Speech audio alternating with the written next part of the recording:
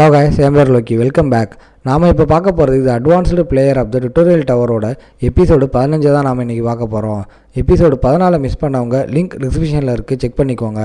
நம்ம வீடியோஸ் பிடிச்சிருந்தால் அந்த லைக் பட்டனை தட்டிட்டு நம்ம சேனலை சப்ஸ்கிரைப் பண்ணி சப்போர்ட் பண்ணுங்கள். உங்கள் ஃப்ரெண்ட்ஸுக்கும் மறக்காமல் இந்த வீடியோவை ஷேர் பண்ணுங்கள். சரி வாங்க, டைம் வேஸ்ட் பண்ணாமல் எபிசோடுக்குள்ளே போகலாம்.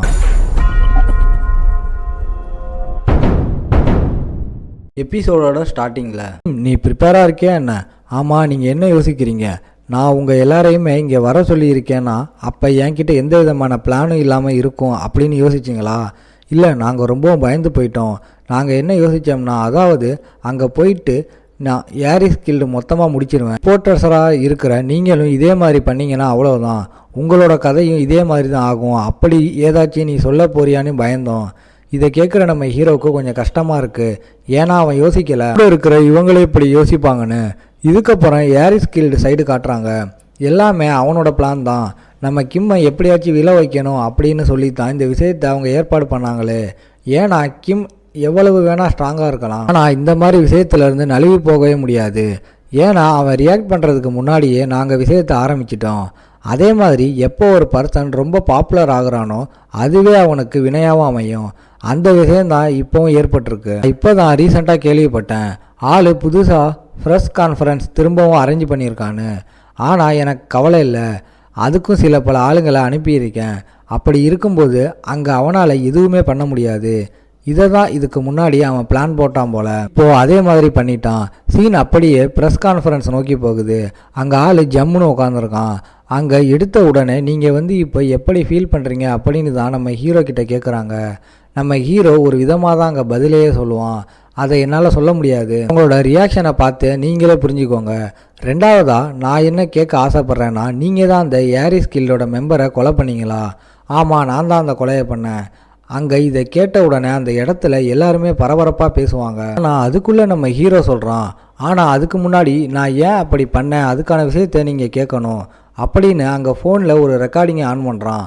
அந்த ரெக்கார்டிங்கில் ஜின் பேசியிருப்பான்ல, அதுதான் அங்கே ஓடும். ஏரிஸ் கில்டிலேருந்து வந்த அசாசின் உன்னை கொல்லணும் அப்படின்னு தான் வந்திருக்கேன் அப்படின்னு அங்கே பட்டையாக இருக்குமா.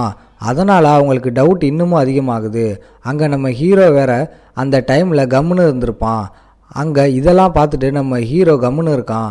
அட்டாக் பண்ணுறதுக்கு தான் பிளான் பண்ணுறான் அப்படின்னு சொல்லி அங்கே கொல்லலாம்னு படு வேகமாக வருவான். அப்படியே ரெக்கார்டிங்கை ஸ்டாப் பண்ணிட்டான். அந்த ரிப்போர்ட்டர்கிட்ட அவன் சொல்கிறான், இப்போயாச்சும் உங்களுக்கு புரிஞ்சிருக்கும்னு நினைக்கிறேன், ஆனால் என்ன ஆதாரம்? இதனால் எங்களால் எப்படி நம்ப முடியும்? இது எப்படி கேரண்டியாக இருக்கும்? இது உண்மைதானே? எனக்கு அப்போயே தெரியும் இந்த மாதிரி விஷயத்துக்கு நீங்கள் நம்ப மாட்டீங்கன்னு. அதனால தான் அந்த ஹண்டரோட அந்த ஃபோனை இப்போ என்கிட்ட இருக்குது. இந்த எவிடன்ஸ் இது உங்களுக்கு போதும் அப்படின்னு நினைக்கிறேன். ஏன்னா இந்த ஃபோனே அந்த அசாசினோட ஃபோன் தான். அப்படி இருக்கும்போது எவிடன்ஸாக ஏகப்பட்ட விஷயம் இருக்கும். ஆனால் இப்போ இது லாக்கில் இருக்குது, திறந்தா ஏகப்பட்ட விஷயம் வெளியே வரும். அதே மாதிரி நான் இதை பண்ணது ஒரு செல்ஃப் டிஃபென்ஸ்க்காகத்தான். ஏன்னா அந்த டைமில் பாஸும் நடுவில் இருந்துச்சு, அதனால தான் இப்படி ஆச்சு அப்படின்னு ஆள் எல்லா விஷயத்தையும் அங்கே மாற்றி விட்டுறான். அதனால் ஹீரோ மேலே இருந்த கெட்ட பேரும் அங்கே கொஞ்சம் கொஞ்சமாக போக ஆரம்பிக்குது. எல்லாத்துக்கும் காரணம் அந்த ஏரிஸ் கில்டு தான். அதுதான் இது எல்லாத்தையுமே பண்ணிக்கிட்டு இருக்கு. அவங்க தான் இப்படி வேணும்ட்டே பண்ணுறாங்க அப்படியெல்லாம் இப்போ நியூஸ் பரவுது. அதனால் அந்த கில்லோட லீடருக்கு இன்னுமே கடுப்பாகுது. அவன் பயங்கரமாக கத்திக்கிட்டு இருக்கான். ஆமாம், அவனை நான் ஒரு முட்டாள் அப்படின்னு யோசித்தேன். வெறும் ஒரு செல்ஃபோன், வெறும் ஒரு ஆடியோ, இதை வச்சு அவன் நழுவியே போயிட்டான். நான் என்ன யோசித்தேன்னா, அவனுக்கு இந்த உலகத்தை பற்றி எதுவுமே தெரியாது அப்படின்னு தான் யோசித்தேன். ஆனால் இப்படி அவன் பண்ணுவான் அப்படின்னு நான் யோசிக்கலை. இதுக்காக கிம், நீ பண்ண வேலைக்காக உன்னை அப்படியே விட்டுருவேன்னு நினைக்கிறியா? விடமாட்டேன் உன்னை. இதுக்கப்புறம் சீன் அப்படியே நம்ம ஹீரோவோட ஃப்ரெண்ட்ஸ் நோக்கி போகுது. அந்த இடத்துல எல்லாருமே ரொம்பவும் ஆச்சரியமாயிட்டாங்க. ஏன்னா நம்ம ஹீரோ அப்படி பண்ணுவான் அப்படின்னு அவங்க எதிர்பார்க்கல. ஆமாம் கிம், எப்படி நீ இந்த விஷயத்தை எல்லாம் பண்ண? அங்கே லீ சொல்கிறா, நான் யோசிக்கலை நம்ம கிம் இந்த அளவுக்கு புத்திசாலியாக இருப்பான்னு. அட இருங்க, நீங்கள் நினைக்கிற மாதிரி எல்லா விஷயமும் உண்மையானு கேட்டால் அது கிடையாது, அது ஒரு பொய். என்னது, எல்லாமே பொய்யா? அட அதுக்குன்னு எல்லா விஷயமும் பொய் தான் அப்படின்னு நீங்கள் நினைக்கவும் கூடாது. நான் சொன்னது இந்த ஃபோன், இதுதான் பொய்யான விஷயம். இந்த ஆடியோ சாம்பிள் அது உண்மை தான்.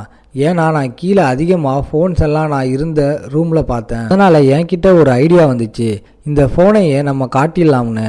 ஆனால் இதுவே அவங்க செக் பண்ணால் மாட்டிக்க மாட்டோமா? கவலைப்பட வேணாம், ஏரிஸ் கில்டு. நீ என்ன நினைக்கிற?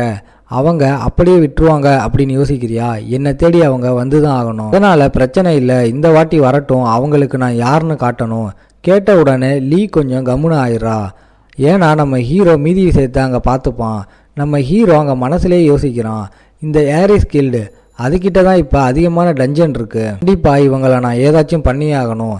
அதுக்கப்புறம் போகும்போது அவன் ஃப்ரெண்டுக்கிட்ட சொல்லிடுறான், நான் தனியாக தான் போக போகிறேன், நீ கார்லேயே போயிட்டுரு, நான் ஒரு வாக்குக்கு போயிட்டு வரேன், சீக்கிரமாக நான் வந்துடுறேன். நான் இவனை என்ன சொல்கிறது, ஏன்னா இவன் எப்பயுமே இப்படி தான். அதுக்கப்புறம் நம்ம ஹீரோ போகும்போது யாரோ ஒருத்தங்க ஃபாலோ பண்ணுற மாதிரி இருக்கும். அப்படியே அவன் சைடில் பார்க்குறான், அங்கே ஏகப்பட்ட அசாசின் இருக்காங்க. நான் அப்பயே யோசித்தேன், இந்த மாதிரி தனியாக போனால் இந்த மாதிரி இவங்க வருவாங்கன்னு. ஆனால் அதுக்குள்ளே என்னை தேடி வருவீங்க அப்படின்னு நான் சுத்தமாக யோசிக்கலை. ஆனால் ஏதோ ஒன்றுப்பா, உங்களோட காஸ்டியூம் ரொம்ப காமெடியாக இருக்குது, ஏதோ பழங்கால அசாசின் மாதிரி இருக்கீங்க, மரியாதையாக எங்களை ஃபாலோ பண்ணு, இல்லைன்னா அவ்வளவுதான். அப்படியா? நான் ரொம்ப பயந்து போயிட்டேன். அப்படி நான் ஃபாலோ பண்ண முடியாதுன்னு சொன்னால் என்ன பண்ணுவீங்க? அப்புறம் என்ன, நாங்கள் உன்னை கஸ்டடியில் எடுக்கிற மாதிரி இருக்கும், அதனால் மரியாதையாக எங்கள் கூட வா. அப்படியா? என்னை பற்றி நல்லாவே தெரியும், நான் எந்த அளவுக்கு பாப்புலர் கூட. ஏன்னா இந்த கிரேவிஸ் அதையே நான் தனியாக ஹேண்டில் பண்ணேன். அப்படி இருக்கும்போது என்னை உங்களால் தனியாக ஹேண்டில் பண்ண முடியும் அப்படின்னு யோசிச்சிங்களா? அங்கே கீழே குனிகிறான். அதுக்கே அவங்க ரொம்ப பயந்து போயிடுறாங்க. சைடில் ரேடிஸ் எல்லாம் இருக்குமா, அதை அவன் கையில் வச்சுக்கிறான். ஆமாம், எங்களை பார்த்தா எப்படி தெரியுது உனக்கு? அதனால் அட் அ டைமில் எல்லாருமே தாக்குறாங்க. தாக்கும்போது ஒரு அசாசினும் ஒரு ஸ்கில்லை பயன்படுத்துகிறாங்க. ஆனால் அப்புறம்தான் ஒரு பயங்கரமான ஷாக்கு. என்னதான் இவங்க இவ்வளோ பெரிய அட்டாக்கை பண்ணாலும் அங்கே ஹீரோ மேலே ஒரு காயம் கூட ஏற்படலை. எப்படி அவன் இதை பண்ணான்? இதுக்கு வாய்ப்பே இல்லை. எல்லாருமே தாக்குவாங்களா? நம்ம ஹீரோவுக்கு எதுவுமே ஆகலை. ஆமாம், இங்கே என்ன ஆகிட்டுருக்கு? எதனால இவனுக்கு எதுவுமே ஆக மாட்டேங்குது? என்னப்பா, நீங்கள் பண்ண வேண்டிய வேலையெல்லாம் பண்ணிட்டீங்களா? சரி, இப்போ நான் யாருன்னு உங்களுக்கு காட்டணும். அங்கே வந்த ஒருத்தங்களையும் பயங்கரமாக அடிக்கிறான். கடைசியாக ஒரே ஒரு பர்சன் ஒண்டி தான் அங்கே மிஞ்சுவான். ஆள் ரொம்ப பயந்து போயிடுறான். பயந்து அங்கே கெஞ்ச ஆரம்பிக்கிறான், என்ன எதுவும் பண்ணாத, தயவு செஞ்சு என்னை விட்டுரு. ஆமாம், இந்த இடத்துலையே நீ ஒண்டி தான் ஸ்பெஷலாக எனக்கு தெரிஞ்ச, இப்போ நீ தான் எனக்கு வழிகாட்ட போகிற.